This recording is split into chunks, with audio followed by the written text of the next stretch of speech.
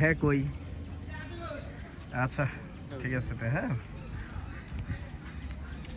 Saudi আরবের লোক নাকি? সৌদি আরব থেকে।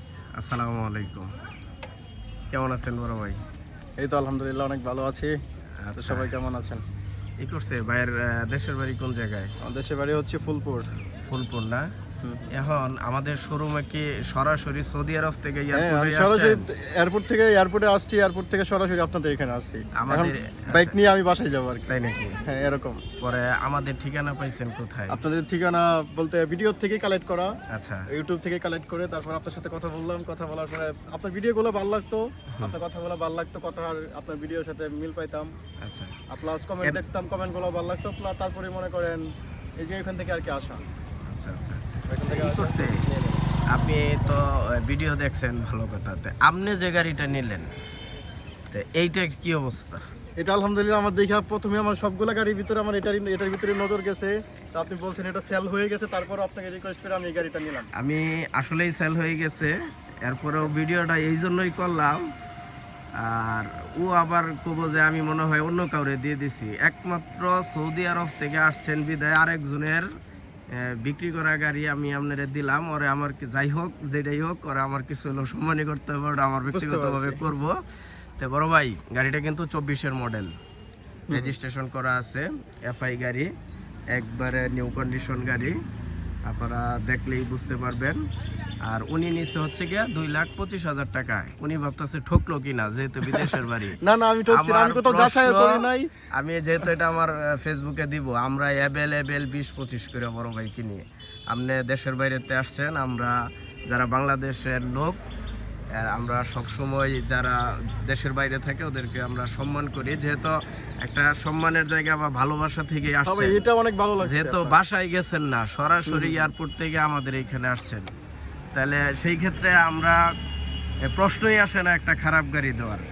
আল্লাহর রহমতে 100% ঝামেলা মুক্ত গাড়ি দিলাম, অরিজিনাল অফিসিয়াল ওয়ারেন্টি গ্যারান্টি সব আছে। এরপরেও যদি কোনো ঝামেলা হয় ভিডিওতে বললাম, আপনার 10 টাকাও লাগবে না, এটা আমি দেখে দিব। চলবো? চলবে ইনশাআল্লাহ। হ্যাঁ ভালো লাগলো আপনার কথা। ভালো আমাদের শোরুম স্টাফ সম্বন্ধে কিছু বলার আছে কিনা ভাই বলেন? আপনাদের শোরুম স্টাফ যাদের সাথে আমি কথা বললাম আলহামদুলিল্লাহ সবাইকে অনেক ভালো লাগছে, সবার সাথে কথা বলে ভালো লাগছে। বিশেষ করে আপনি মিলন ভাই, আপনার ভিডিও দেখেও যেমন ভালো লাগছে, সামনাসামনি আপনার সাথে কথা বলে ভালো লাগছে। আসলে টাকা আসবে যাবে, কিন্তু মনে করেন মানুষের সম্পর্ক, ঠিক আছে, মানুষের কথা ব্যবহার এগুলা মানে টাকা থাকলে হয় না। এটা মনের বিষয়, মন থাকতে হয়, মনটা অনেক বড় থাকতে, যাদের মনটা বড় মনের মানুষ তারাই আসলে এমন ব্যবহার করতে পারে। তো সব দিক দিয়ে মিলে আপনার প্রতি আমি সন্তুষ্ট, যাক আমার ভালো লাগছে, গাড়ি ভালো লাগছে, প্লাস আপনাকে ভালো লাগছে। তো আমি টাকার কথা চিন্তা করিনি, টাকা আপনি যত বলছেন আমি অত দিয়ে আমি গাড়ি নিয়ে নিয়েছি। আসলে এই গাড়িটা 25 বিক্রি করছিলাম, ঠিক আছে, আচ্ছা ওটা আপনি জানেন, আর আপনার আল্লাহ ভালো জানে, কিছু নাই। আর আরেকটা বিষয় হচ্ছে যে আসলেন তো, যেহেতু এয়ারপোর্ট থেকে আসছেন, বাসায় যাবেন, সহি সালামতে বাসায় যান, এটাই আমাদের কাম্য।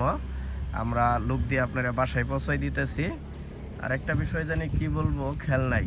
আচ্ছা এইখানে যে আসলেন, অবিশ্বাসের কিছু আছে যে কই কি যাইতেছি না যাইতেছি এরকম কিছু? না আমি অবিশ্বাস করবো কেন? অবিশ্বাস তো কোনো করা, আমি যাবো, আমার নিয়ত ছিল যে আমি যাবো, আমি গাড়ি দেখবো, আমার গাড়ি ভালো লাগলে আমি গাড়ি কিনবো, আমি কাগজপত্র ঠিকঠাক দেখবো, সবকিছু ঠিকঠাক আছে, আমি টাকা দিব, গাড়ি নিব। কাগজ 2-4-5 বছর পরে হলেও টেনশন নাই, এটার দায়িত্ব আমার। একবারে সোজা মিলন ভাই গ্যালারির। এই কাগজের যে কোনো ঝামেলা এটা সম্পূর্ণ দায়ভার মিলন ভাই গ্যালারির।